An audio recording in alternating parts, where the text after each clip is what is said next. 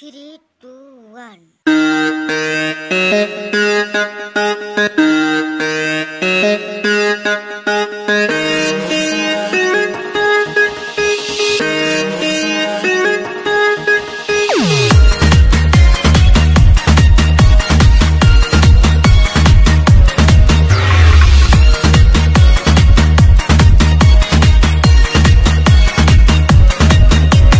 जल्दी जल्दी बोला यार हैप्पी न्यू ईयर, एक घंटा बाद ना तो चढ़ जाई बियर। बियर हमको नहीं दिया कर रहे।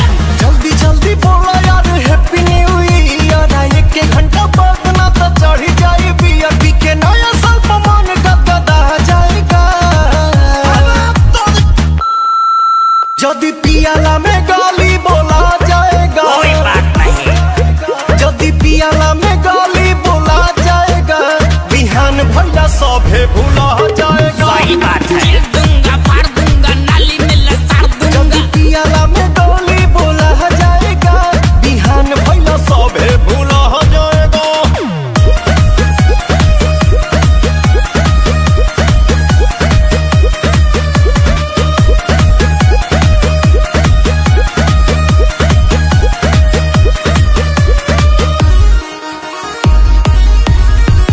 गौरा पर मुर्गा भूजेंगे आज, भोजदा कहे से कि दीपक महंगा है प्याज। मुरई सस्ता है। फाड़ दूंगा, तार दूंगा, चटनी पे मार दूंगा। नुलियो बोलाई तब न जाई, बंदर तमड़ी तोड़ दे। रानू संतोष संगे पार्टी मनाई। Very good। यार जैसा कोई साथ न निभा पाएगा,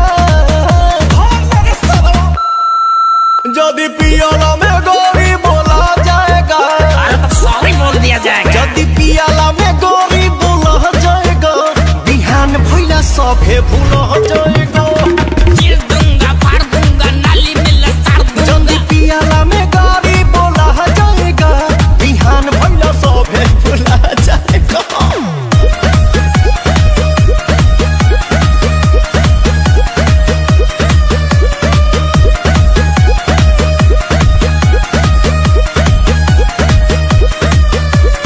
तूर दोना कसम अमित आजाद, भले मत भी हो पुतुल पहली के बाद। तिगार मक्का। फाड़ दूंगा, चार दूंगा, गिरोगे संभाल दूंगा। लोटो में पियो कम है गिलास, हजरी लगा ला हजरी। केहू न खेली पियाला में ताश। बीड़ी पियो बीड़ी। ना तो पवन सिंह के मन बौरा जाएगा, यदि पियाला में गाली बोला जाएगा। टेप साथ लगते। यदि पियाला में गाली बोला जाएगा, बिहान भैया सभे भूला